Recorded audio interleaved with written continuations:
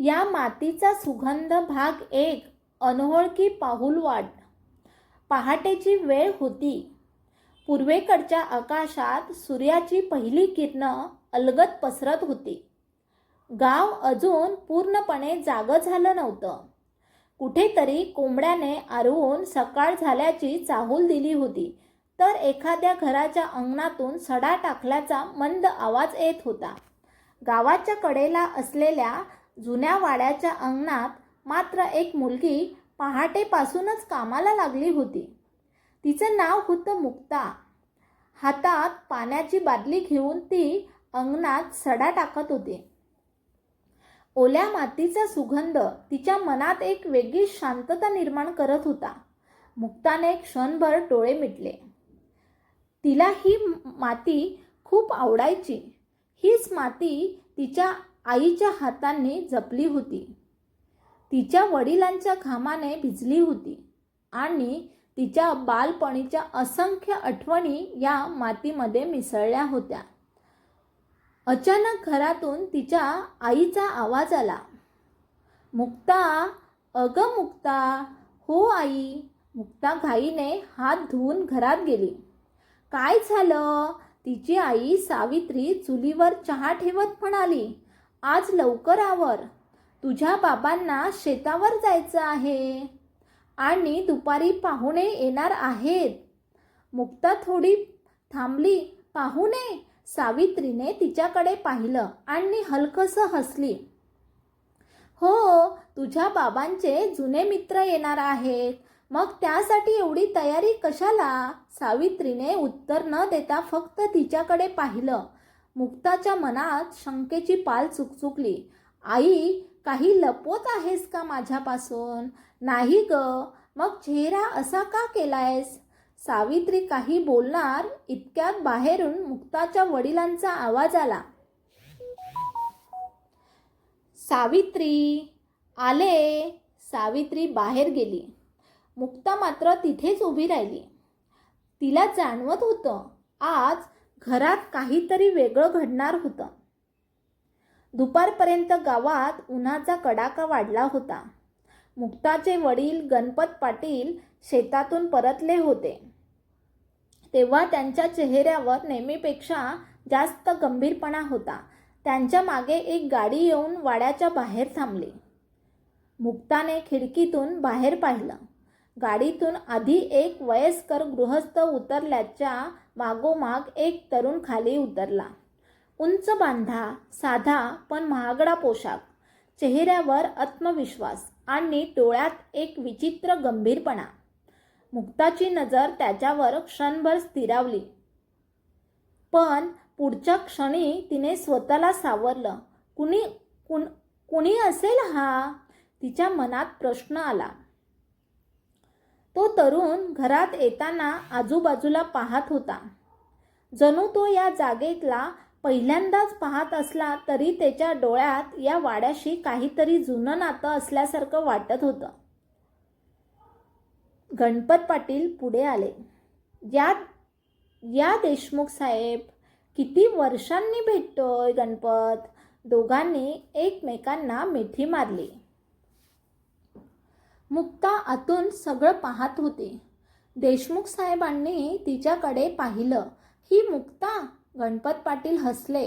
हो, माझी मुलगी. मुक्ताने नमस्कार केला. नमस्कार काका. देशमुखांनी आशीर्वाद दिला. सुखी राहा. पण त्यांच्या शेजारी उभ्या असलेल्या तरुणाची नजर मात्र मुक्तावरच होती. मुक्ताने त्यांच्याकडे पाहिलं. दोघांची नजरानजर झाली. काही क्षण दोघेही काही न बोलता एकमेकांकडे पाहत राहिले. मग मुक्ताने नजर खाली केली.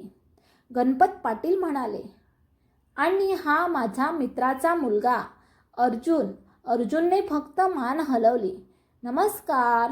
नमस्कार. मुक्तानेही शांतपणे उत्तर दिलं. इतकंच, पण त्या एका क्षणात दोघांच्या आयुष्याची दिशा बदलणार आहे याची कल्पना त्या दोघांनाही नव्हती. संध्याकाळी घरात जेवणाची तयारी सुरू झाली. मुक्ता स्वयंपाकघरात आईला मदत करत होती. तेवढ्यात आईने हळू आवाजात विचारलं, मुक्ता, तुला अर्जुन कसा वाटला? मुक्ताच्या हातातला चष्मा थांबला. मुक्ताच्या हातातला चमचा थांबला. काय? मी विचारते, अर्जुन कसा वाटला? मला काय माहिती? तुला काही बोलायचं नसेल तर नको बोलूस, पण मला एवढं सांग, तो तुला आवडला का? मुक्ता काही क्षण शांत राहिली. आई, मी त्याला पहिल्यांदाच पाहिलं, म्हणूनच तर विचारते. आवडणं बिवडणं असं काही नाही. सावित्रीने तिच्या चेहऱ्याकडे पाहिलं. खरं सांगतेस? हो मुक्ता. तिथून निघून गेली. पण तिच्या मनात मात्र एकच चेहरा होता, अर्जुनचा. रात्री जेवण झाल्यावर पुरुष मंडळी बाहेर ओसरीवर बसली होती. मुक्ता पाणी घेऊन तिथे आली. अर्जुन एकटाच थोडा दूर उभा होता. त्याच्या हातात जुन्या वाड्याचा एक फोटो होता. मुक्ताने ते पाहिलं. तुम्ही काय पाहता? अर्जुनने फोटो पटकन खाली केला. काही नाही, मुक्ता म्हणाली, तो आमच्या वाड्याचा फोटो आहे. अर्जुन काही बोलला नाही. तुमच्याकडे हा फोटो कुठून आला? अर्जुनने तिच्याकडे पाहिलं. तुला खरंच जाणून घ्यायचं आहे? मुक्ताने मान हलवली. अर्जुन तिच्याजवळ आला. कारण या वाड्याशी माझ्या कुटुंबाचं खूप जुनं नातं आहे. मुक्ताला आश्चर्य वाटलं. कसलं नातं? अर्जुन काही बोलणार इतक्यात मागून गणपत पाटलांचा आवाज आला. अर्जुनने मागे वळून पाहिलं. गणपत पाटील यांच्या चेहऱ्यावर अचानक भीती दिसत होती. तू मुक्ताला काय सांगत होतास? अर्जुन शांतपणे म्हणाला, काही नाही. गणपत पाटील जवळ आले. मुक्ता, तू आज जा. पण बाबा, मी म्हटलं ना, आज जा. मुक्ताने पहिल्यांदाच बाबांच्या आवाजात एवढा राग ऐकला. ती आत गेली, पण तिचं मन मात्र तिथेच राहिलं. त्या रात्री मुक्ताला झोप येत नव्हती. तिच्या मनात बाबांचा राग, अर्जुनचा फोटो आणि त्याचे शब्द सतत फिरत होते. या वाड्याशी माझ्या कुटुंबाचं खूप जुनं नातं आहे. अखेर ती उठली. हळूच खोलीबाहेर आली. ओसरीवर कुणी नव्हतं. बाबांची खोली मात्र बंद होती. मुक्ता त्या दरवाजाजवळ गेली. आतून बाबांचा आणि देशमुख काकांचा आवाज येत होता. गणपत, इतकी वर्ष हे सत्य लपवलंस, पण आता ते लपणार नाही. मुक्ताच्या काळजात धस्स झालं. बाबांचा आवाज ऐकून आला. देशमुख, मी माझ्या मुलीला या सगळ्यात ओढू इच्छित नाही, पण आता उशीर झालाय. अर्जुनला काही सांगू नकोस. मुक्ता श्वास रोखून ऐकत होती. मग देशमुख काका म्हणाले, तुला वाटतं अर्जुनला काहीच माहिती नाही? क्षणभर शांतता पसरली. त्याला सगळं माहिती आहे. गणपत मुक्ताच्या हातातून दरवाजाची कडी सुटता सुटता राहिली. अर्जुनला सगळं माहिती आहे, पण काय? अचानक तिच्या मागे कोणीतरी उभं असल्याची जाणीव झाली. मुक्ताने घाबरून मागे वळून पाहिलं. अंधारात अर्जुन उभा होता. त्याच्या हातात तो जुना फोटो होता. दोघांची नजरानजर झाली. अर्जुनने हळू आवाजात विचारलं, तू हे सगळं ऐकलंस? मुक्ताच्या डोळ्यात प्रश्न होते. हो, पण मला काहीच समजलं नाही. अर्जुन काही क्षण शांत राहिला. मग तो तिच्या जवळ आला. मुक्ता, तिला तुझ्या वडिलांनी कधी सांगितलंय का? तुझ्या आईचा आणि माझ्या वडिलांचा संबंध काय होता? मुक्ता स्तब्ध झाली.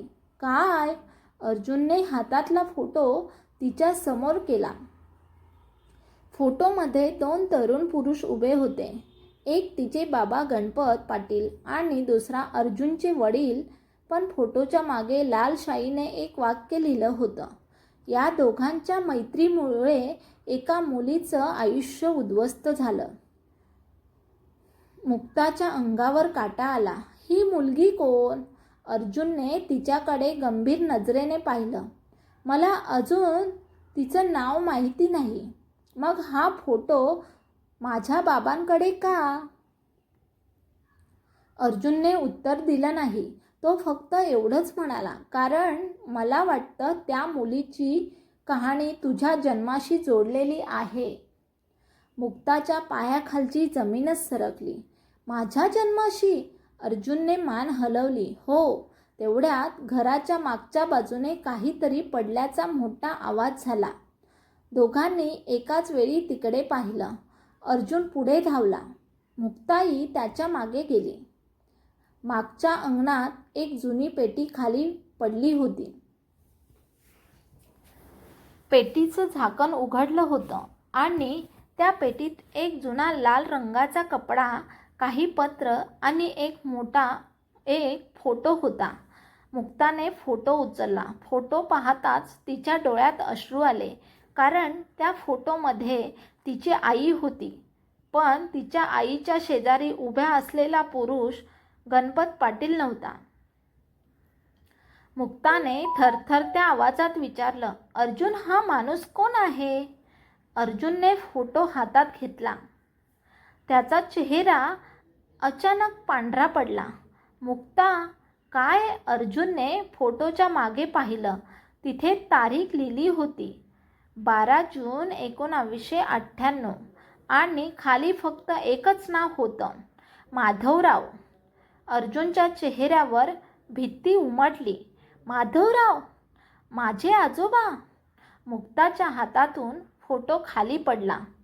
दोघेही एकमेकांकडे पाहत राहिले.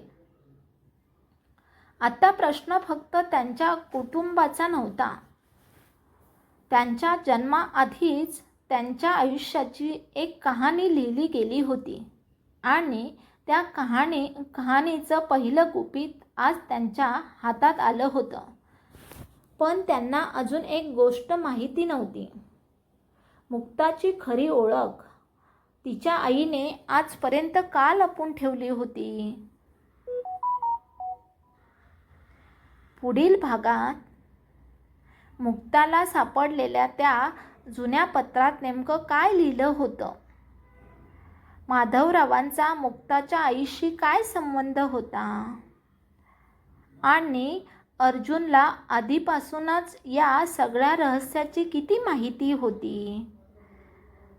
पुढचा भाग पाहण्यासाठी चॅनलला सबस्क्राईब करा. धन्यवाद.